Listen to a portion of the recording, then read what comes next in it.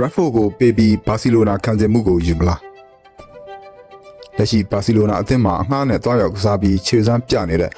Marcus Raffo ရဲ့အနာဂတ်ကအခုဆိုရင်ပိုပြီးစိတ်ဝင်စားဖို့ကောင်းလာပါတယ်။ Raffo ဟာဘာစီလိုနာမှာဂိုးဖန်တီးမှုတွေနဲ့အတူပုံစံကောင်းပြန်ရနေတာကြောင့်ဘာစီလိုနာကသူ့ကိုအပြီးသက်ခေါ်ယူဖို့ဆန္ဒရှိနေပါတယ်။ဒါပေမဲ့ United ဘက်ကလည်းဒီအပြောင်းရွှေ့ကိုအသုံးချပြီးသူတို့အသေးအတန်လိုအပ်နေတဲ့ခံစစ်ပိုင်းကိုအင်အားဖြည့်ဖို့ကြိုးစားလာတာပါ။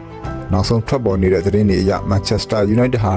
Raffo ကိုဘာစီလိုနာစီအပြီးသက်ပေးလိုက်ပြီးအပြန်အလှန်အနေနဲ့ဘာစီလိုနာရဲ့အမာခံနောက်ခံလူ Ronald Araujo ကိုအလဲထပ်လုပ်ဖို့ကမ်းလှမ်းချက်တွေပြင်ဆင်နေတယ်လို့သိရပါတယ်။ Araujo ဟာအရေးချင်းရှိတဲ့နောက်ခံလူတအုပ်ဖြစ်ပြီး United ရဲ့ခံစစ်ပြဿနာတွေကိုဖြေရှင်းပေးနိုင်မဲ့သူလို့နီးပြဖွဲ့ကယူဆနေပါတယ်။ဒါအပြင်အခြားသတင်းရင်းမြစ်အချို့မှာတော့ United ဟာ Araujo တင်မကပဲ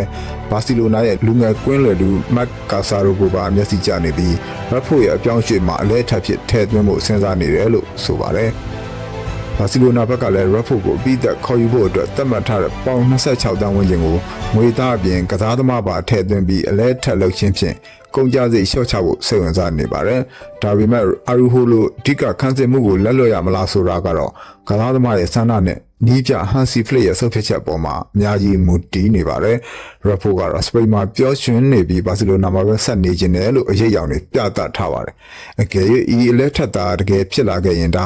လာမယ့်နေရာသီးရဲ့အကြီးမားဆုံးထူးခြားဆုံးအပြောင်းအရွှေ့သတင်းပုတ်ဖြစ်လာမှာသိကြပါတယ်။